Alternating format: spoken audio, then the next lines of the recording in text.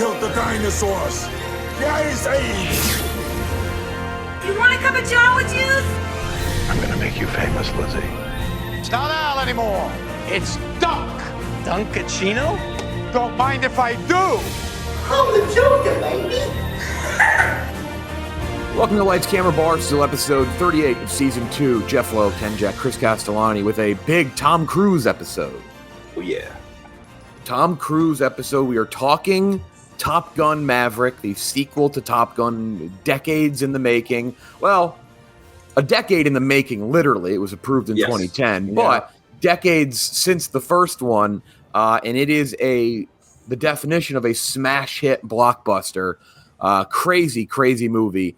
And we'll talk about, obviously our score, thoughts in it. I'm curious about hype, people falling victim to hype, which I'm not. I mean, I liked it. I'm going to say it off the bat. But I'm curious how hype's going to how people are going to deal with the hype for the movie now, because the hype is crazy. But yeah, a lot to talk to about Top Gun Maverick. Also, it was Star Wars celebration. Nerds unite. We showed up in Anaheim for Star Wars convention. There's a lot of stuff to talk about Star Wars wise. A ton of random Obi-Wan reaction too. Don't forget. Yeah, we could talk Kenobi. Yeah. I did not watch the new Stranger Things. Neither did I. Same. Okay, good. Here, Kendra, pick up your mic. Wait, I think change your setting because it's StreamYard. Let's see.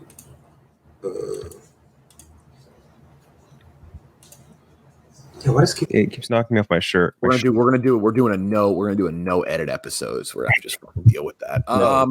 Yeah. So we'll talk about all the Star Wars stuff and all that.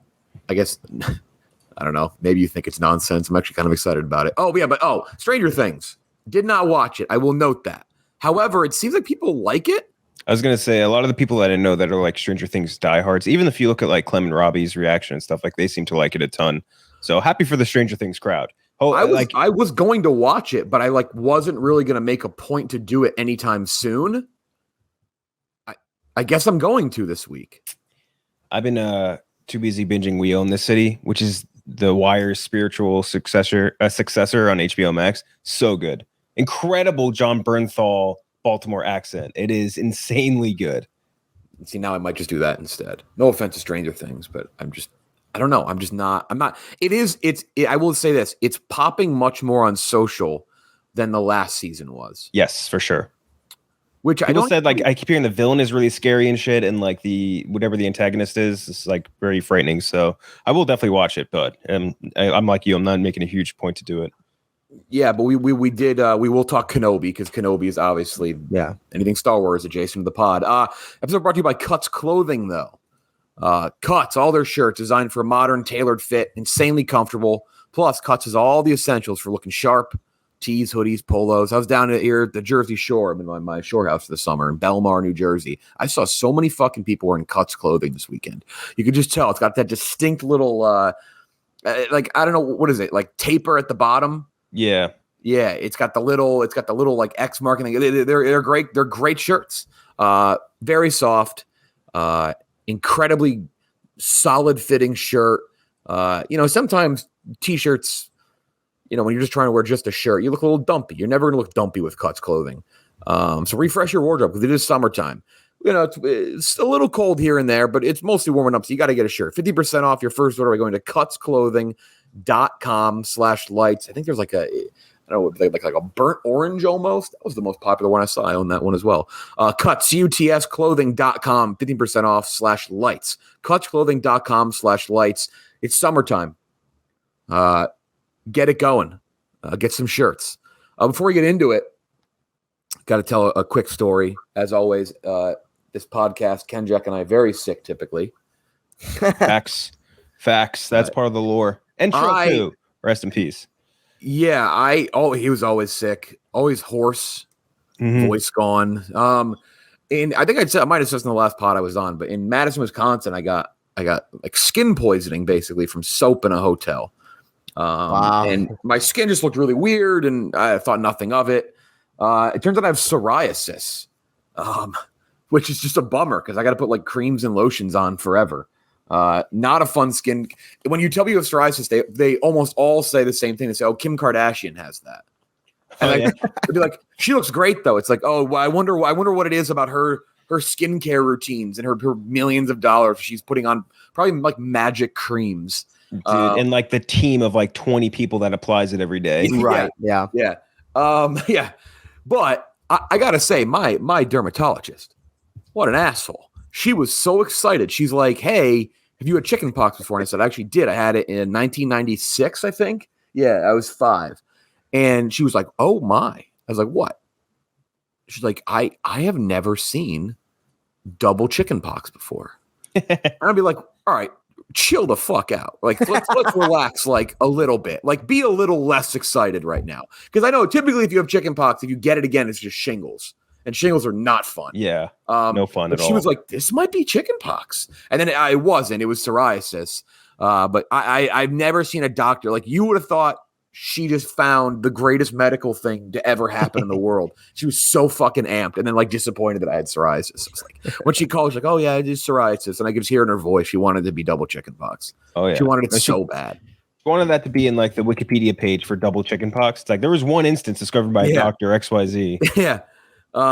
Yeah, no, I had chicken pox.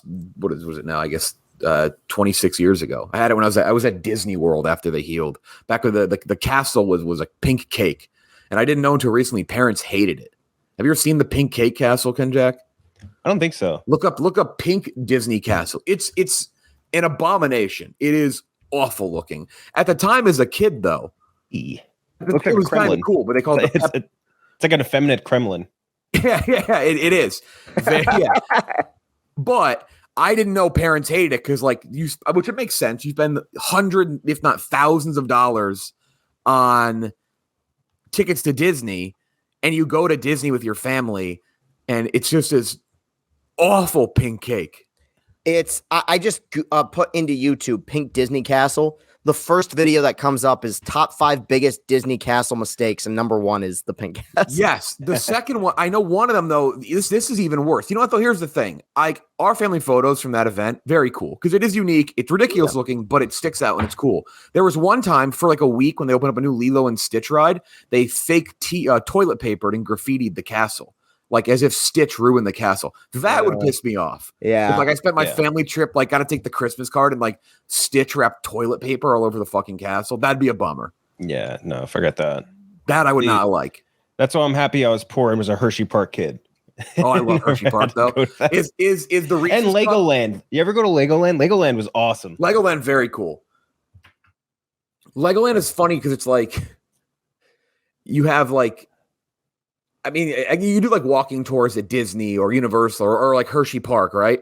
But Legoland, you're looking at small like Lego cities. Like you're literally, it's just like the idea of it. And there's roller coasters and stuff too. But the idea of it is always pretty funny to me. Hershey Park, if you ever have a chance to go, awesome. Very cool. I love Hershey Park. Especially as a kid too. If you've never seen the Reese's Cup mascot, all-time bad mascot, like just looks it's the package and then his face and head is just like one of the cups sticking out of the packaging. That's where that guy really got it. There's one, I think, amusement park mascot that has killed the game and no one has ever been able to replicate it, and it's the old man from Six Flags that dances that to Venga Boys. Like that is the number 1 theme park mascot in the entire world. Like fuck Mickey Mouse, it's the old dancing Six Flags man. Is it Mr. Six? Is that his name? I think so, yeah, because we've definitely looked him up before. Yeah, we did this, I think, on the bracket. Yeah, Mr. Six. Sounds like a James Bond villain or something. Mr. Six. I'm pretty sure like the actor is like 40, 50 years old. Yeah. Was it somebody in makeup or no? Was it like a legit dancer in makeup? Mm-hmm. Oh man, I looked up Mr. Six and the first thing is him doing the whip. Well, that's the first thing that comes up. We should start a rumor that Mr. Six was played by like Kathy Lee Gifford or something. Yeah, just something really random. Dude, this guy's really young. He's only 47 now, which means he was like in his like 20s when they did that video. Just so much makeup, Mr. Six. What a pervert. Jesus, he does. He has big time Herbert from Family Guy energy. Yes, for real. Unreal. He just gonna have a junior soprano vibe. Yeah, like his opening line is "an old man with a knack for fun." Like that sounds like, you're acting like the child, like the pedophile version of Tinder. Like that would be like your bio. A knack for fun. Like anyone who says they have a knack for fun is up to nothing good. Knack for fun. All right, let's get into movie talk. Off the top, Thor: Love and Thunder trailer. First looks at a couple people. Gore the God Butcher, the villain in the movie, played by Christian Bale, looks very different than his comic character. A little Voldemort-y, the comic character. He has a nose, but it's kind of different looking nose. And I think one of the comics, I think some of the other comics he doesn't have it, or it is like a nose, but it's almost like nostrils. Those tentacles and shit too on his face. Yeah. I'm not bothered by the change. Someone's like, it looks bad. I don't think it looks bad. I think it looks badass. No, I think it's sword cool. too. Like maybe it's not perfect to what the comic is, and I know that bothers people, but maybe also he changes here and there. That could happen too, where he like in certain scenes maybe he will look like that, and maybe some other scenes he won't. Trailer very cool though. Russell Crowe is Zeus. We saw little stinger at the end of the trailer, very funny. He like poofs off Thor's clothes. He looks great too. My word, like Chris Hemsworth with that shirt off. Jesus, disgusting. The color and look of this movie, it just fucking rules. I hope the music is great. Again, at this point, there's really nothing bad to say about it. I think it's just going to be a hype thing. Like, can it exceed or match the hype level that a respective Marvel fan might have? I think all the fight stuff with Gore looks badass. Or it's like all black and white. That is fucking sick.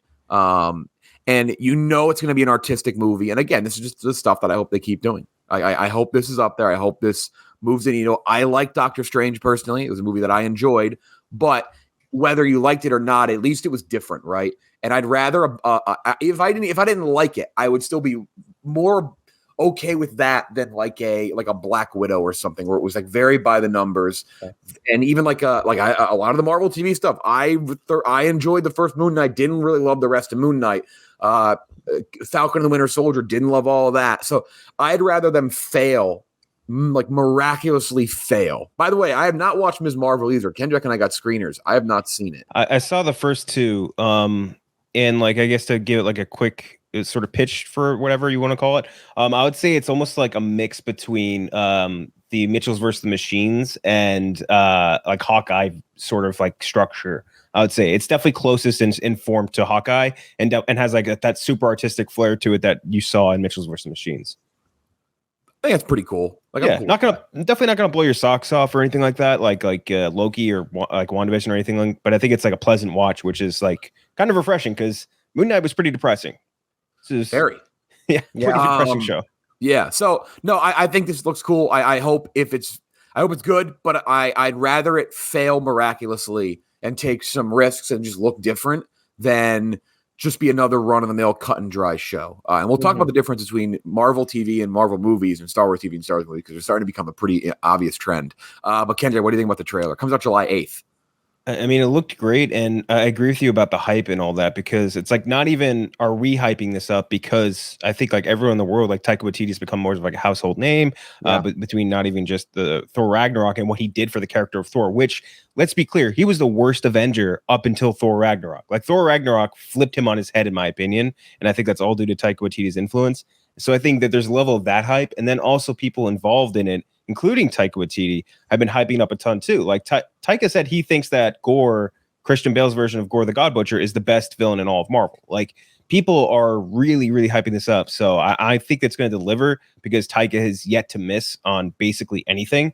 So like, I don't know. I'm all in on it. I really like everyone involved, obviously, because it's like a lot of the returning cast. I like Natalie Portman getting to make her comeback basically because she left at the worst time possible. She left when the franchise was at its absolute shittiest, which is fair. And getting fucking yoked too. Man, yeah, for her, she's jacked in this shit. Yeah, and she looks so cool. And like I don't know, I think that Christian Bale getting to come in and be a villain is awesome, and that's something I respect about Christian Bale versus I would say some actors like Tom Cruise, which we're going to talk about soon. He's an actor who's at the prestige level that is also willing to play villains still, which I love. I love that any high level actor that's willing to do that. Although he is prestige versus being, I guess, entertainment. So I don't know. Super excited for this.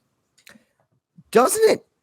It feels still weird to me that Christian Bale is being a villain in a Marvel movie. Doesn't that it feels like there's this weird like rip in the space-time continuum? Because I'm just so associated with him as Batman. Obviously, that was DC and Christopher Nolan. I like this trailer.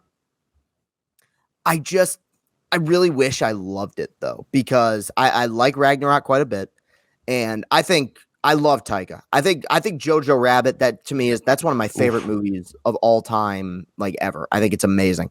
I think visually, the one thing, and it's an issue I've complained about many times with the John Watts Spider-Man movies. The one thing I can guarantee, this movie's gonna look awesome. I think that's one of the big reasons why Ragnarok connected with people. Is just the movie just a huge splash of color just thrown into that movie and the way it's shot. So, dude, and seeing that up against like in the Gore's universe thing where it goes black and white, that I think is gonna be super sick. So I really want this to work. I like the people in it. Now, this is a question for you guys. Is there any sense of finality to this when it comes to Hemsworth as Thor? It sounds like no.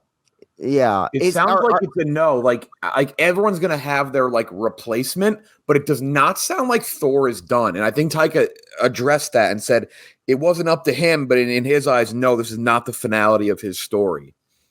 That's fair. I mean, from a cynical standpoint, I feel like Hemsworth, between the three like original main Avengers, is the one who's had like the hardest time. Bizarrely, like. Oh yes, for sure. It's really only his second Thor movie, if you think about it, in a sense of them redoing them. Like they really are two completely different franchises. They're not, but like the difference between Thor Ragnarok and Love and Thunder, the first two, is unbelievable. So maybe that could be part of it. It's like, we want this guy to keep doing these, and he wants to do the fun ones. He kind of reset. He reset more than anyone did. So I'm with you. Yeah. Comes out in July. Thor Love and Thunder. A lot more surprises in store for that movie. Also, he's cosmic, and there's so much cosmic stuff going on. First trailer for The Gray Man, starring Ryan Gosling, Ana de Armas, Chris Evans, directed by the Russo brothers. This has been a hype movie for a while. It's the most expensive Netflix movie ever made, right? Close. Red Notice, I think, was the number one, but I'm pretty sure this is very close. When the CIA's most skilled operative, whose true identity is known to none I can't read, uncovers dark agency secrets. The psychopathic former colleague puts a bounty on his head, setting off a global manhunt by international assassins. Billy Bob Thornton in this as well. Chris Evans looks great. He's got like his like 80s dad like vibe to him, like his clothing, his mustache. Yeah. I mean, I don't know. I don't know how this will be. I hope it's good. It's a movie that I feel like you're going to want to see on the big screen. So I'm going to kind of be bummed. Like if it's a Russo brothers movie, like they know how to do big event movies. This feels much more eventy than Cherry, obviously, a movie that they did with Tom Holland. I think they know how to shoot big action and big set pieces, and that's what this looks like. So I have hopes that this is going to be good, but I don't know what it is. It's that odd stigma of being a movie released on Netflix. And this is not a Netflix movie in the sense that like To All the Boys I Loved Before, right? Or Tall Girl. Right. Yeah. Yeah. But this is still like this is one of those weird phenomenons where like you could call Roma a Netflix movie. It's not a Netflix movie, but people who don't know, who are not like, they're like movie novices. Like they don't know for sure. They may be like, oh, that's a Netflix movie. It's like, well, that's not. Like, nor is The Irishman. But it gets put underneath that bracket. So again, I will say that I will do the same. And I'll say that it's on Netflix. I just don't know. I don't know. I hope it's good. I love Ryan Gosling. Love Chris Evans. Like Ana de Armas, Billy Bob Thornton. But we'll see. Trailer looks cool, but I just don't know. I guess. Yeah, I think I would agree with you on that. Where like I don't think that we see enough in the trailer to like take a super hard stance on it or anything like that. But like just watching the trailer, I almost get vibes that this is going to be like a a modern day Man from U.N.C.L.E., but probably dumbed down a little bit dialogue wise, which, by the way, I love Man from U.N.C.L.E. We don't get to talk about that movie enough, and maybe we don't because it's not on streaming a ton, but I love that movie. And like you mentioned, the cast, like outside of the main big boys, which is 3 huge big boys, obviously, in Chris Evans, Gosling, and Ana de Armas, but like Wagner Moura from Narcos is in it. Jessica Henwick, who's like a badass martial artist, is in it. The fight coordinators from the John Wick movies and Creed 2 and stuff. So like all the signs point towards it being good. The Russo brothers' track record recently outside of the Avengers has been a little wishy-washy with like Cherry was like, I think a dive into something that was like against the grain for them, and like I was like a little shaky on that one. And like they produced some stuff that I think was really good. Like I know you guys have mixed feelings on Extraction. I really thought Extraction was awesome. But again, how much do you credit them, right? Exactly, yeah. Like, but they've been like producers on some other stuff where I think that they've they're partially their influence has been felt. So I don't know. I think there's a really good crew, really good cast.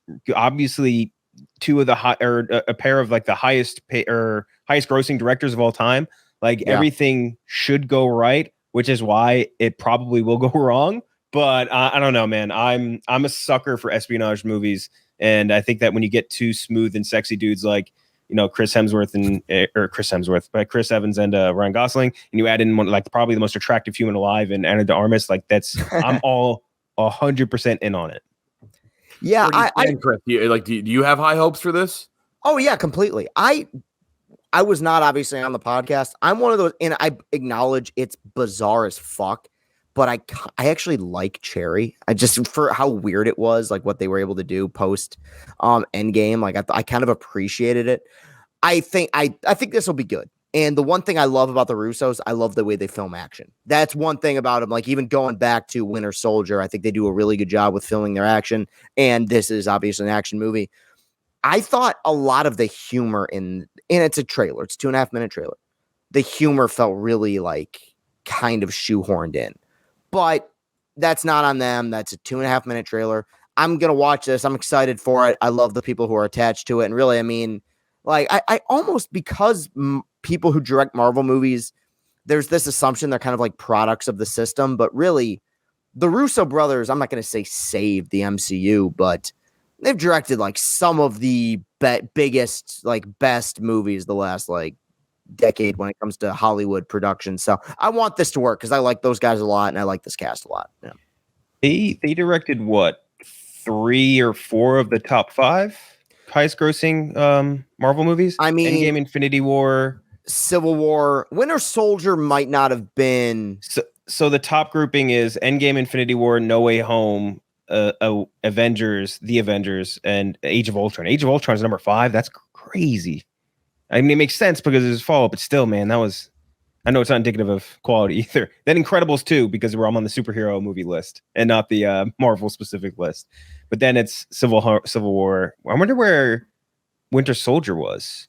That was not as pretty low. Huge. That's a weird one because it's not like it's a fucking independent movie, but that's one of those ones that the real ones know how. That Endgame is probably one that right behind that is maybe my favorite Marvel movie. I love Winter Soldier. Like that movie blew me away when I saw it. Then. Yeah, and that's a great espionage movie, which hopefully this can replicate. Fair point. Yeah. Yeah, I don't even think like if you really hated Cherry, which I didn't love Cherry, I don't think you can use Cherry against them for the sake of this because it is. Oh, for sure. Yeah. Yeah. It's fair to. It's fair to because it's still movie making, but like I won't be like I don't think it's gonna be good because of Cherry. Like it's back in my head, but I think they got it. Ken Jack, thoughts on The Boys? You watched the whole thing, right? I watched the whole season, and it was kind of funny. It in our fucking email. Boys, I got to piss people off. I've never watched, and I just had access to it. Didn't even open the email. They sent us the full season, like Jeff just said. But the version that they sent everybody was the pre-Viz version. Oh, so like it was so funny. I was like watching it, and like the effects weren't finished. So like the people are doing like laser eyes and shit, and it's just like this like very like 2000s looking effect. It looked like Spawn basically, but like the major plot points of everything else is like basically the same. And like obviously the regular shots and action and shit. And like I really liked it. I would say I don't know where I'd rank it among the 3. I definitely wouldn't put it number 1 because I do think season 1 was just so goddamn good. But it's really good, and I think people are gonna really be blown away. Not like blown away by it, but like the first episode, I was like in shock. And when you watch The Boys, that's like you're really saying something. if you're in shock by an episode. Yeah, I just haven't watched it. I know it makes people so mad. It's good. It's a great show. I mean, Amazon Prime drives me go crazy. Amazon Prime's responsible for 2 of the best superhero shows running in The Boys and Invincible. I would say that like the Invincible through 1 season is probably my favorite superhero show running. And like obviously like Loki's like right up there, sure, with Marvel, but then The Boys is right after that. I will watch it eventually. I said I would. Don't get your fucking hopes up. Don't ask me. I'm just not watching it out of spite. And I know it's good. I know I would probably like it. So very irreverent. Not a trailer, but photos released of a Winnie the Pooh horror movie called Winnie the Pooh Blood and Honey. It was described as a horror retelling of famous legend of Winnie the Pooh. It's nightmare fuel ass shit. Yeah. Yes. Terrifying looking. I don't know a ton about this, Ken. You wrote a blog on it, but it is terrifying looking. Yeah. It's very strange looking at it, and like it's like I want to find like the actual synopsis of it because it was very funny. It was like very like weird, like, hey, this is what happens when Christopher Robin left them. Everything got really dark and scary for them. I want to see what it said. Because they've had to fend for themselves so much, they've essentially become feral. So they've gone back to their animal roots. They're no longer tame. They're like a vicious bear and pig who want to go around and try to find prey. So fucking weird, but I kind of like this. And like, this is what happens when things go public domain. And I love that. I think that's awesome because like, to me, I would love it. It would be chaos and it could never happen. But like if copyrights could lapse after a decade with any property, I would love it because like basically you would have the strongest survives instead of the richest studio. So you could have like 10 Transformers movies every year. Maybe no one's going to go to every one of them, but like you'll figure out with your word of mouth which one's the best one. And like you can go watch that one. So like I love something like this where you can flip the idea on its head, like Winnie the Pooh, which is obviously such a disarming kid story, and turn it into something scary, which like they've done in other stuff too, like was it Hansel or Gretel and Hansel? Which yeah. They've done it with Witch Hunters. Yeah, like no, Gretel and Hansel. The new one. Yeah, I know what you're talking. Yeah, but like stuff like that, they've taken like some things, like hide and seek. I'm sure that's a horror movie. I'm pretty sure. Yeah, and they've done that with like other kids games before, and it's smart because it really does. Like the idea of like flipping like a kid's property or a kid's game or whatever, something that you associate with like fun and entertainment on its head, I think is always going to be smart. And I like that from a horror movie. And I think they shot it in like 2 weeks or something like that. I was reading, or maybe a little bit more. It's like insane. So I'm excited to watch it, and it's going to get eyes on it, even though it's like a tiny ass little British indie, I believe. I forgot Gretel and Hansel. We reviewed that movie. Oh yeah. Oh, the triangle house, the basement, the witch lady. Yeah. Ugh. Eating the hair and all that. That's right. Jeez. Yeah, Witch Hunter was another one though. Yes. Yeah, it's one of those like mid 2000s, like or 2010s, like we don't know what the fuck to do action movies. And was that the Vin Diesel one? No, that was Jeremy. It was Jeremy Renner and yeah, and Gemma Arterton, right? Yeah, Gemma Arterton. Yeah. So that was Hansel and Gretel Witch Hunters. I was thinking of there was a movie that Vin Diesel did. I think it was The Last Witch Hunter or something. Oh yeah, no, what's it called? We talked about that on the show. Where he thought he was starting a cinematic universe with that fucking. Yes. Or wait, no. It wasn't that one. It was Bloodshot was the one he thought he was. Yeah. Bloodshot was going to be like a new. Yeah. No, he talked about it. He's like, it's going to be the new MCU, and nobody fucking saw it. Well, I love like delusion like that. Yeah. Which now you know is delusion because everyone fucking hates him on Fast and Furious. Yeah. Diesel and Elijah Wood in that movie with Michael Caine. What a fucking bizarre combination of humans. Yeah. Kenobi. Obi-Wan Kenobi. They released the first 2 episodes. Spoilers here. If you've not seen Kenobi, I would suggest watching it because we will talk about it in the coming weeks. I liked it. I liked it quite a bit, honestly. I think the second episode was a little better. First episode establishing. Again, spoilers. I thought the Leia thing is awesome. I hope we get more Luke. I don't know if we will. It almost seems like we won't. That Leia is kind of like the secondary main character to Obi-Wan. I think the young actor's like pretty good. A lot of Padme, a lot of Leia. I like that storyline. I like being on Alderaan. Very cool to be on Alderaan. Yeah. I love being on the different worlds and planets. I know they're on Tatooine, but he's off Tatooine now, thank God.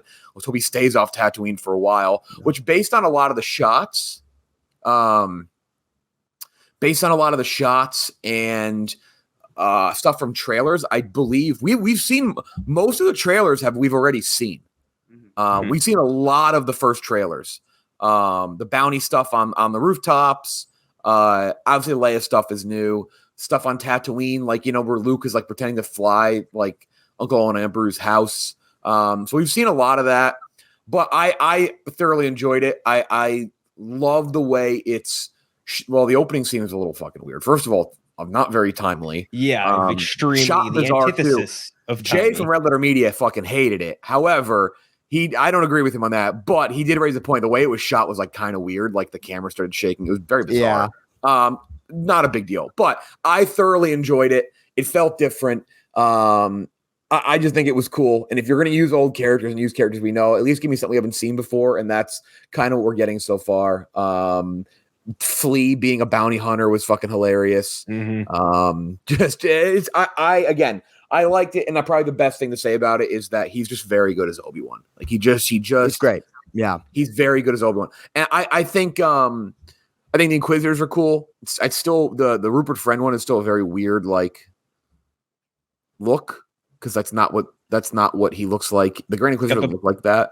Yeah, like an egghead in Rebels. But Reva, right? That's how you say it. Yeah. Her parkour was the only thing I hated. I thought it was terrible. That was so fucking weird. It's so out of place. Bad. It was really. It was like bad. Like I actually hated it. Everything else though, I enjoyed. I thought the second episode was better than the first. But I'm excited, and I'm excited to see Hayden Christensen. Yeah, I think for me through these 2 episodes, I think there's like a lot of cool stuff, and I love the fact that they went off Tatooine right away, like you were saying. I also like that.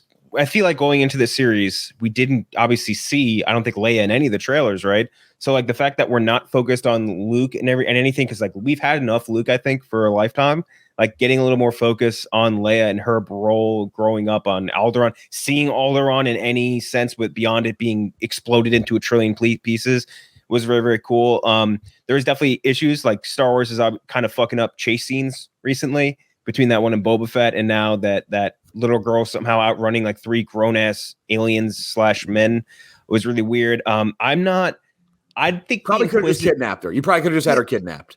It would have been so easy to just pick up the child. She was so small. Like, it's crazy. I didn't love the Inquisitors so far. Like, losing the Rupert Friend Inquisitor this early on and him being, like, just put down like a sick animal when he is, like, such a badass in Rebels is, like, fucking weird. And Reva, I just don't totally buy as a villain yet. Like, she's just... I feel like when you have an Inquisitor, it needs to be, like, an unquestionably good evil actor. I don't think she's particularly strong in evil acting. Neither was Rupert Friend in my opinion. And also, I think Ewan, it's taking him a little while to get into like the zone, so to speak. Like I feel like he was stiff in the first episode acting wise, and then like he kind of got more into it. I would say, and like they shoot these all out of sequence and all that shit, but like it felt like the first episode his acting was a little stiff. So maybe that was on purpose or not. But other than that, the action is cool. I like that new planet, the little like the Tokyo 5 planet, whatever you want to call it. Very, very cool night fights and all that stuff. Some good humor from Kumail Nanjiani. I thought that was dose. See, that's the shit I like. Like me too. I'm with you. Yeah, I like that. We've never seen that. That was cool. Maybe maybe some people are gonna be like, oh, I don't know. I don't know what the reaction was on the show as much as other people do because I kind of been isolated watching it. But like that's what I like. Like that's so we've never seen that before. Mm-hmm. Like why wouldn't somebody pretend to be a Jedi? Exactly, yeah. And it would be so easy with the technology they have to like imitate like the Force, like the guy did with the magnets or whatever. And I think that was a great dose of Kumail Nanjiani. Super, super funny. A lot of the other bit role guys were very funny as well. I like that. I just like seeing the almost. Do you remember in SpongeBob the episode where like Squidward goes to like the gated community and like they show his routine and it gets super boring? It's just showing Obi-Wan doing that, cutting the meat off the giant, I don't know what it was, crate dragon or whatever. Yeah. And that's cool. The episode where Squidward keeps buying canned bread. Canned bread over and over again. I love the Jawa scene. I thought the Jawa going back and forth selling parts is cool. I also like Sung Kang is the 5th brother. I actually like a lot. I think he's a very cool Inquisitor. I'm glad he's still around, but I would agree with you. I was kind of bummed he's gone. I think Reva could be good. I think the running thing killed me. I like that she's just complete garbage. Like she's a piece of shit Sith and like way over the top. Like I like that I don't think it would be good if it's just another like very in line by the book, by the numbers Sith Lord. I like that she's a little out there and a little ridiculous. Yeah. Just the running was tough.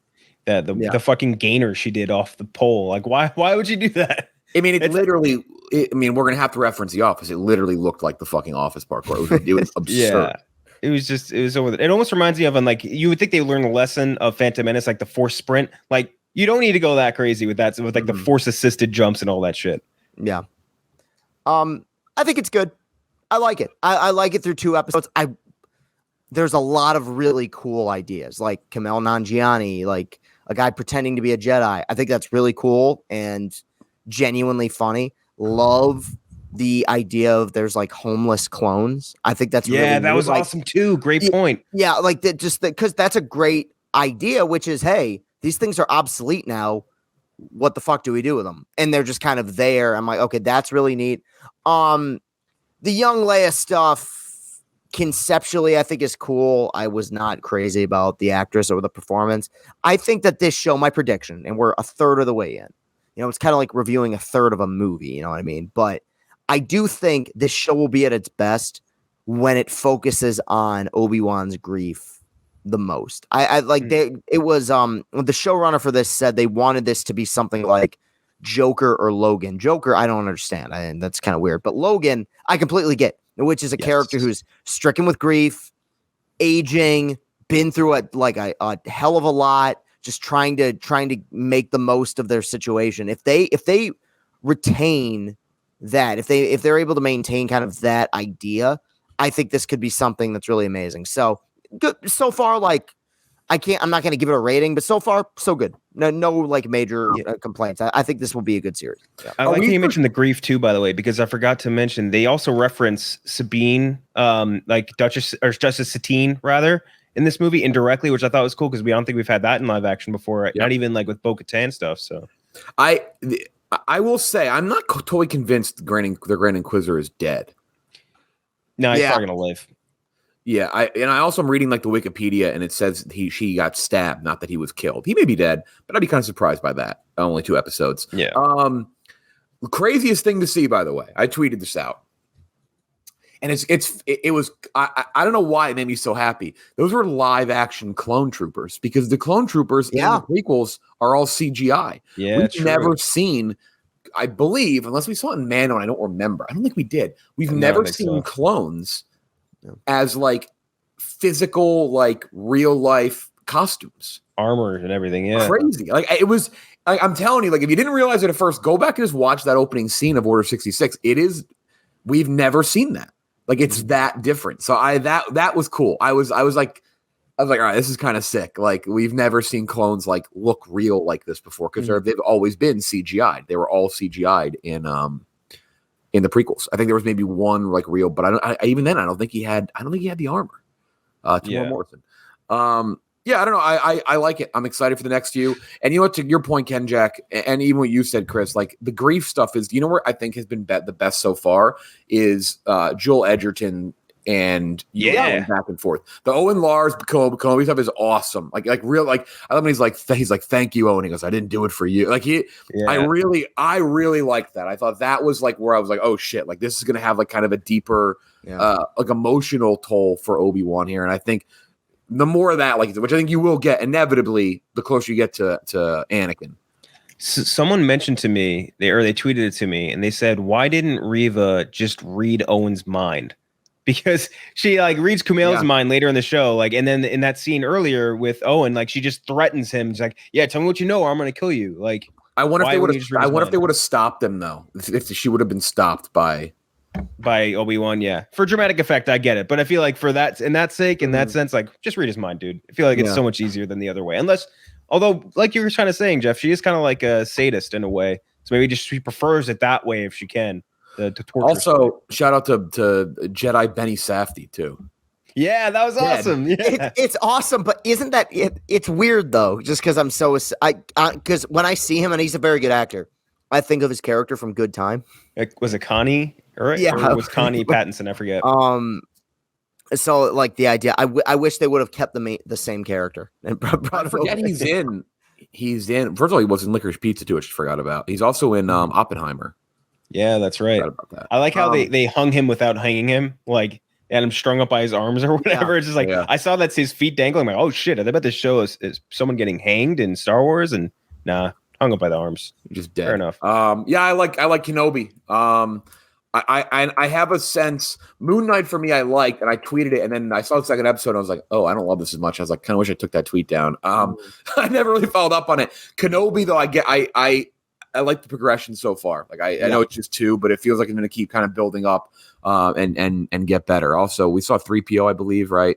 Yeah, for like a split second. Yeah, split second might have been is that R2 with Obi-Wan? In Tatooine? I wondered that too. That little pop up, yeah, maybe.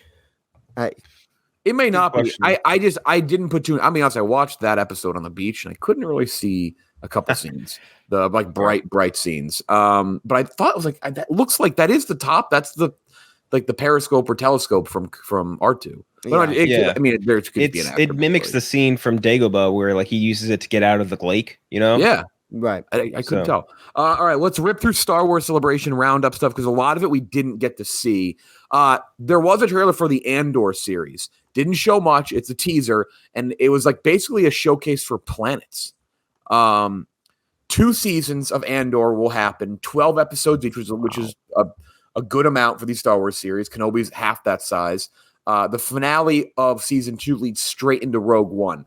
I think you're going to see a lot of characters from that pop up. I think you're going to probably see some Star Wars like Rebels characters pop up, which we'll get to that in a second because I think it's going to start to tie in a little more. I think you're going to see a little bit what you get in Mando, where you see some Rebels characters pop up before you see them in Ahsoka. Even though Ahsoka, I don't know when Ahsoka's actually based on what we saw with we'll talk about Ahsoka in a second. I like the Andor trailer. It didn't show much, but it looked so different than Star Wars. The planets were cool. I really didn't give a shit about this, and they announced it. I was like, whatever. Like, I like Rogue One. I'm not as high on Rogue One as other people are. Like, I think it's a really solid, good movie. And for Star Wars, I guess it's up there. But I think like I still prefer Force Awakens. Like I think it's good. I don't love Rogue One. Like I wouldn't put it up there with like Empire or even like Jedi and all that. But I'm excited for this. Like I think this could be very cool and very, very different. And that's why I was kind of surprised people were upset with this. I was like, don't we want, I guess I know the answer to that. Maybe we don't want different Star Wars stuff. I do though. And that's what this looks like. So I like the Andor trailer. I thought it was kind of cool. Yeah, I thought it was Tatooine in it either. Yes, which is huge. Like you would not believe. It was kind of cool seeing Stellan Skarsgård back. Yes. We're getting He fits right into Star Wars. Mm-hmm. Yeah, and that guy who kind of looked like Ramsey Bolton a little bit. I don't know which the actor's name was. Kind of cool. We're gonna get obviously K2SO. That's cool. I think my biggest, and I'm also obviously not that high. Listeners of the podcast know I'm not that high on Rogue One either. I think my biggest problem with that movie was that I didn't care about the characters at all. Yeah, and there's too many of them. And I think that maybe with something like this, it gives you an opportunity to like sort of look in that world a little bit more. And it looks like just based off this trailer, which we didn't even get to see a ton of Andor himself, which is kind of cool. Like grown up Diego Luna casting Andor. I like that. But I think that we're going to get a little bit more of a look into like the sort of almost like terrorist-y aspects that the rebellion had to do, like the dark side of the rebellion, like where they had to go almost like Machiavellian in order to like do something to defeat the Empire. And I think that's interesting. I think getting like almost the espionage you feel, and we're talking way too much about espionage and stuff, but I think that's going to be very interesting seeing in the Star Wars sense. Cause like even the scene where they showed the lady pulling up on Coruscant and she's like, yeah, I'm being tailed. I'm like, we've never seen really anything like that in Star Wars before. Like, that's just, I think that's very interesting. Yeah. I like Rogue One more than you guys do. Outside of the the Disney Star Wars stuff, not including Mandalorian, if I'm just talking movies, it's neck and neck with Force Awakens for me is like my favorite. Like I do actually really love it. The one problem I had with that movie is the problem you guys had and a lot of people had is the characters are just kind of This looks way better than I thought it would look. It looks really well shot. I like the exploration of new worlds, but I'm still not sold on the idea that Cassian Andor deserves a spinoff. Now it's a trailer, and that's what the series is for, and we'll watch it. But I've never understood the idea like conceptually. But it's a really well shot trailer. I hope it's good because I genuinely do love Rogue One. I think it's awesome. But to be determined at the same time. It's a really well put together trailer, and that features some pretty awesome cinematography. Yeah, and I mean, we get 2 seasons of it like that are already filmed. Yeah, 12 episodes of each, which is I feel like a way above standard for their usual releases of season or anything in Star Wars, really. And what is it? It leads directly into the events of Rogue One. So I think we had talked about this before, but it's a prequel that leads into a prequel of a prequel. It's like there's like a million different layers to it, but I don't know. I think it's interesting because we're going to get that many episodes of this series, so I think that they had to have had like this very long sort of flight plan in it, or sort of idea, or a lot of high hopes with it. If they're going to make 24 episodes of it, and again, I think the idea of the seedier parts of what the rebellion had to do is very interesting, and that's what it was like a glancing blow. That's what Rogue One kind of took on that sort of stuff. So like I'd love to take a deeper dive into it. Yep. Yeah, I'm looking forward to it more than I thought I'd be when it was first announced. And again, you keep giving me different shit. I'm gonna keep watching. I didn't love Boba Fett, but even Boba Fett had different stuff where I enjoyed that, you know. And then they just brought Mandalorian in, like kind of awesome Mandalorian. But that's a whole different story. Yeah. Other things we didn't get to see, unless, by the way, that comes out in August 31st. Okay. Which is sooner than I thought we'd get it. So I'm excited. Season 3 Mandalorian debuts in February 2023. That fucking blows ass. I'm so bummed out. 3-year break. It's crazy. I'm so bummed out. Trailer, if you watch the trailer, it leaked, and you can watch on Star Wars Leaks Reddit. Looks fucking awesome. They show the ruins on Mandalore. I am so fucking fired up for Mandalorian Season 3. The different characters, the different references we're going to get. It's going to be great. There's really not much to say because there's nothing to visually reference and see. Right. The trailer's definitely not online anymore. But I'm going to try to pull up a description, and I'll do the same thing for Ahsoka. We saw a trailer for Ahsoka. That was leaked. Sabine Wren is in the trailer for Ahsoka. You see the mural that was at the end of Rebels. So there's a couple leaks from that. Ahsoka released in 2023 as well. Jude Law going to start a new original series called The Skeleton Crew from producers John Watts, who did Spider-Man. And was going to do Fantastic Four, but stopped because he's just like tired. Christopher Ford, Jon Favreau, and Dave Filoni. And then we got trailer for Jedi Survivor, which is there's also an animated series, by the way, an animated series that follows young Ahsoka. No, that follows young Ahsoka, but also follows Count Dooku as a young person, which is and young Qui-Gon. Yeah. That was fucking cool. I would love to see Dooku turn. Okay. The trailer for that is very neat. That I think was also a leak. Though if you haven't seen it, it's tough to describe it, but that is cool. Like that's a storyline. Like Dooku's kind of a mystery, and he was always, remember, Dooku was sort of on the fence, right? Obviously not voiced by Christopher Lee. Christopher Lee passed a while ago. Fiona Shaw, though I don't know who voiced Christopher Lee in I assume it's the same person in Rebels or right, not Rebels, right? In Clone Wars, yeah. I believe it's gonna be the same voice actor. Fiona Shaw, who played Mrs. Dursley in Harry Potter. She passed recently. She's an Andor. Okay, yeah, she's an Andor. She passed away very, very recently. I'm gonna try to get the description for the trailer. Mandalorian Season 3 trailer description. The trailer with the armor saying how unhappy she is that Mando removed his helmet, and worse, he removed it by choice. Bo-Katan sits upon a throne, and she says that she too is unimpressed by Mando. Din Djarin then promises to head to Mandalore to be forgiven for his transgressions. You see Grief Karga. Baby Yoda's in the footage. Gygas Grogu meets other Mandalorians. So yeah, that all, I guess, came out. There's some other small footage. Nothing too crazy. But Ahsoka, you see the same thing. Ahsoka, I'm imagining there's going to be a decent amount of flashbacks on that too. So that's why I also think you're going to see I think you're going to see some Rebels characters pop up in Andor. It would make sense. I think you see Hera Syndulla from the back in the trailer. So it's not really online anymore, so it's tough to kind of describe shit that's not out. But a lot of cool moments and little things. I will say this. This is me, I guess, remember, I always say, it's not even my phrase, but nobody hates Star Wars more than Star Wars fans. But there was a tweet. I guess whoever was at the panel for the opening night was like, oh, this panel is going to be bigger than the panel from The Force Awakens year. It was not. And it was also not live streamed. Yeah, don't bullshit me. Like, it was cool. The stuff they released was cool, but like, don't bring The Force Awakens is the biggest domestic grossing movie of all. Like, let's relax. Like that was, if you remember how big the panel was when they brought out fucking Harrison Ford and Carrie Fisher, Mark, it was insanity. So don't pretend, don't tell us that it's going to be bigger when you know it's not. I was a freshman at Central Michigan, and if there's anything that speaks to why I dropped out of college, this is a prime example. I skipped class because they were doing the Star Wars celebration that day to watch the Force Awakens panel, and that was when they debuted the second trailer, right? I believe it was the first. It was really the first trailer because remember they did the teaser that came out in like November, right? The Black Friday teaser. We always say is not real. It's because the myth is that Bob Iger forced it down the pipeline. I was like, we got to do a trailer because they showed the shot of Kylo igniting his lightsaber, which isn't in the movie. Right. It was a shot for the trailer. He ignites his lightsaber, but not like that. In the movie. So Force Awakens.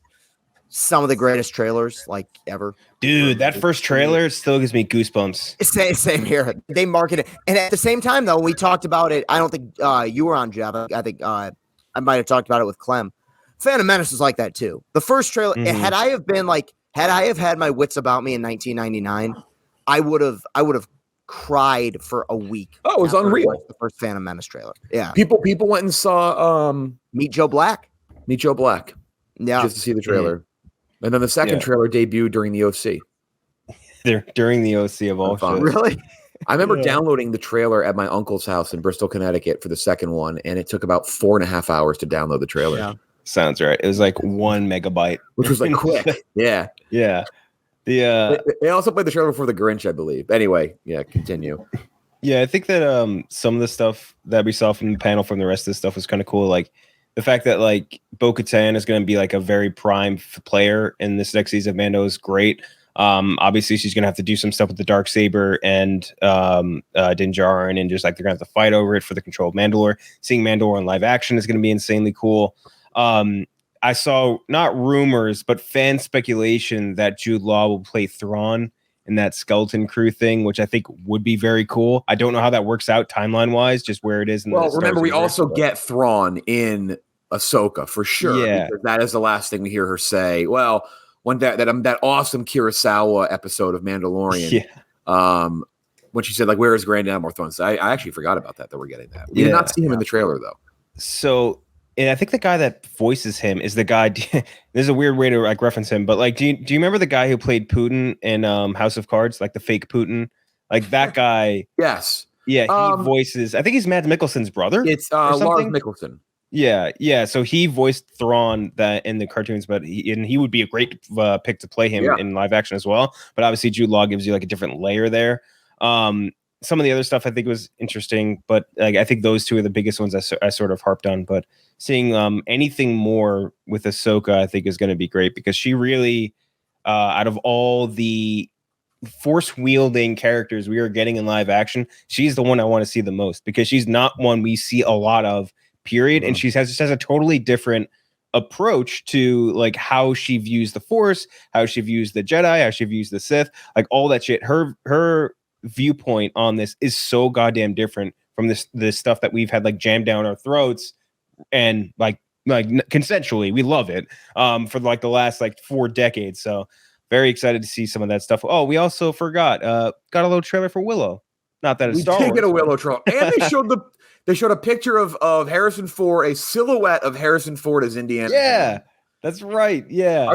Is it just going to be called Indiana Jones? Are they going to Rocky Balboa it? I don't know. That's a good question. They said 5. They said Indiana Jones 5. What if Mangold did Logan? What if they just called it Indy? I was thinking Indiana. Yeah. Indiana.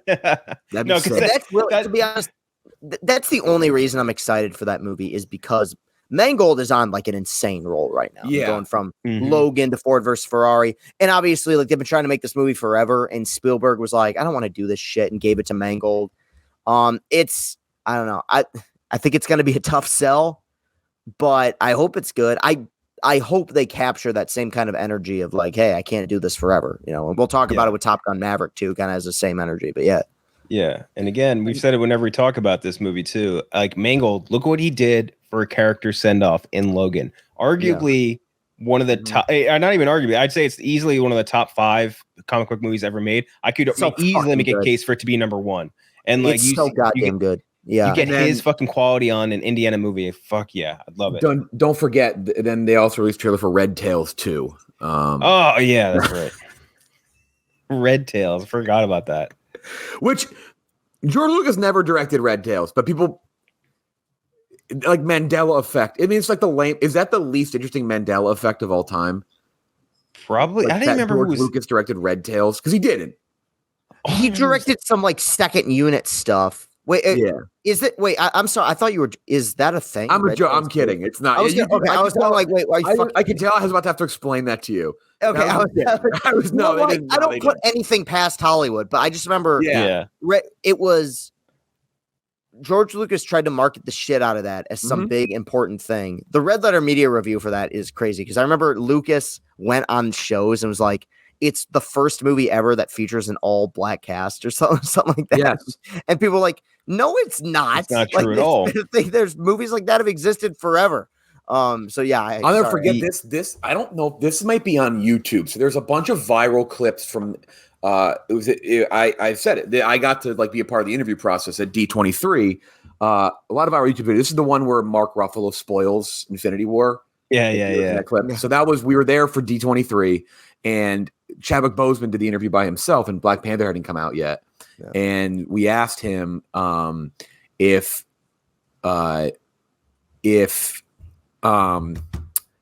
Sebastian Stan was in the movie as Winter Soldier, and he just said he goes, there ain't no white people in this movie. And it was one of my favorite, like, he was just kidding because obviously like there were, but I just remember he's like this. He goes, this.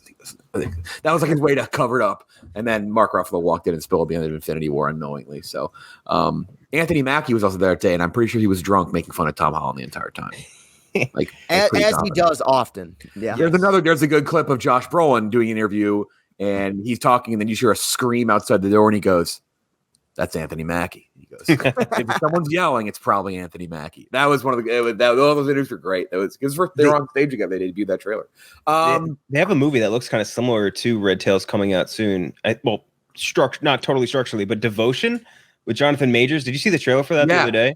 Yeah, and Glenn Powell's in that too, ironically, because it's like an Air Force movie. I think it's Korean War. Joe Jonas is in it, which like is kind of crazy because Nick Jonas was in Midway, right? Was in Midway? What the hell's going on? Yeah. They're fucking bizarre. They just love playing fighter pilots and just But I don't know, kind of interesting. Yeah. Anyway, I think Star Wars in general is just better as series. I love the movies right now, yeah. But now, I think a good slow burn is just I've thoroughly enjoyed even the shit that I haven't loved.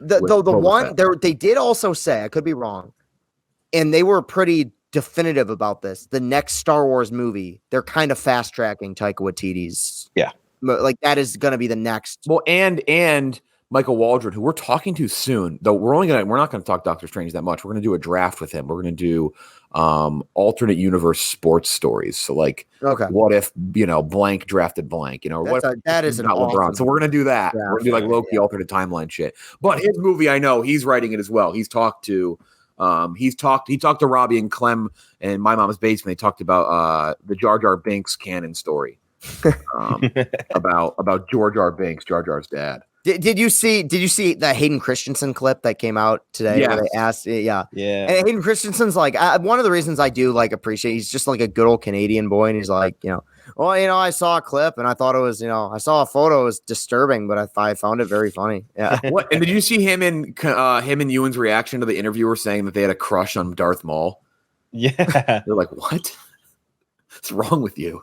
All right, we have two interviews. First one. Talking Top Gun. This is a fun interview. Bashar Salahuddin was in Top Gun Maverick, which we're about to review in a second. We will finally talk about that movie, so just hang tight. This was a fun interview because we had just seen it, right? We had just seen Top Gun when we did the interview.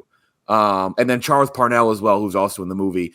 We talked about Top Gun Maverick, talked about their experience with Tom Cruise and like being in a big budget Tom Cruise movie. And then after that, we talked to Zazie Beetz about Atlanta, another fun interview as well. So here we go, back-to-back interviews and then a review of Top Gun Maverick.